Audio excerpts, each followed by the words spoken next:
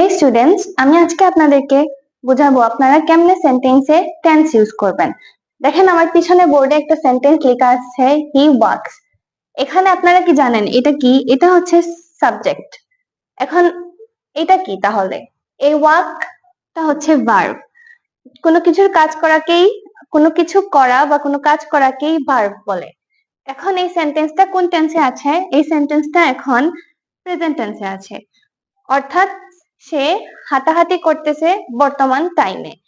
এখন যদি আমরা চাইলে সেন্টেন্সটাকে পাস্টেও নিতে পারবো, আবার ফিউচারে আনতে পারবো। এখন কিভাবে এটা সম্ভব? যদি আমরা এখানে লিখি হি ওয়াট, দেখেন খেয়াল করেন এখানে ভার্বটা চেঞ্জ হয়ে গেছে। ভার্বের সামনে আমরা ইডি যুক্ত করছি, অর্থাৎ ভার্বের পাস্ট পার্টিসিপল ফর্মটা এখানে বসছে।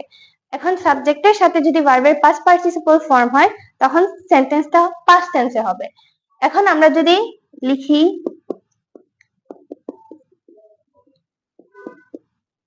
এখন আমি লিখলাম হি উইল ওয়াক, এই সেন্টেন্সটা ফিউচার টেন্সে আছে। এখানে দেখেন আমি একটা অক্সিলারি ভার্ব ইউজ করেছি, উইল। এখন অক্সিলারি ভার্ব কি আপনারা জানেন? ভার্বের পাশাপাশি আরেকটা ভার্ব ইউজ করা হয় সেন্টেন্সটা ভালোভাবে বোঝানোর জন্য। এই ভার্বটাই হচ্ছে অক্সিলারি ভার্ব।